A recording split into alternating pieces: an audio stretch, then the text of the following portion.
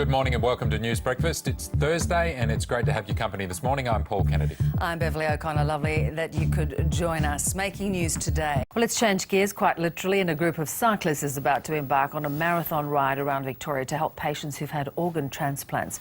Reporter Jean Edwards joins us now from Melbourne's Faulkner Park, where they'll all end up. And are they all limbered up and ready to go, Jean? I think so, but look, pedalling more than 1,000 kilometres around Victoria would be hard enough for a fitness fanatic, let alone someone who's had a heart or lung transplant. But some of the cyclists who are on this Tour de Transplant have been through exactly that, including John Rolfe, who's organising the ride. John, you had a double lung transplant about 5 years ago. What was that experience like for you? It's hard to describe my life now compared to my life before transplant. I was on oxygen, on a sofa, staring pretty much death in the face, and in a moment of wonderful gift from our donor family, they said yes, and I got a new set of lungs. And here I am today. I've spent a year organising this massive bike ride with a great team behind me, and we're just thrilled to have it underway this Saturday. But my transplant was just a wonderful thing, and my quality of life now is absolutely amazing. What are some of the challenges faced by country or interstate patients during the recovery phase? Well, for me, came through transplant after a couple of weeks, you leave hospital, and I was able to go home. I live in Melbourne. But for regional Victorians and people from interstate, there's a 3-month recovery period, rehab, and they have to stay within walking distance of the Alfred because they're not allowed to use public transport, it's too dangerous, and they have to find that place for themselves and put themselves up.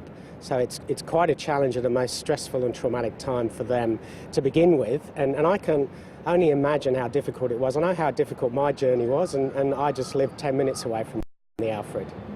Now, what's the idea behind this bike ride? Well, it's 1,100 kilometres for 1,100 heart and lung transplant recipients that have been in Victoria. We're circumnavigating Victoria over the course of next week and aiming to raise funds to provide more apartments for regional Victorians and interstate patients. We've got 3 already, but we really need 8. There's roughly 80 to 90 transplants done at the Alfred every year, and 1 in 2 of those need accommodation. And how much money would you like to raise? Look, I'd love to raise over 200,000. We've got 165,000 on the ticker as of this morning, but there's still a bit to go. And what's the demand like for people in need in this situation?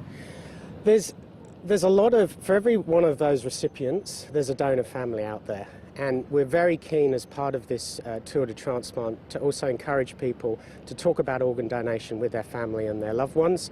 Have the chat that saves lives is our tagline, and we've been sponsored by the Organ and Tissue Authority to take the community awareness of organ donation out into regional Victoria, and we're talking at local schools and local community groups to get them talking to their families about their organ donation wishes.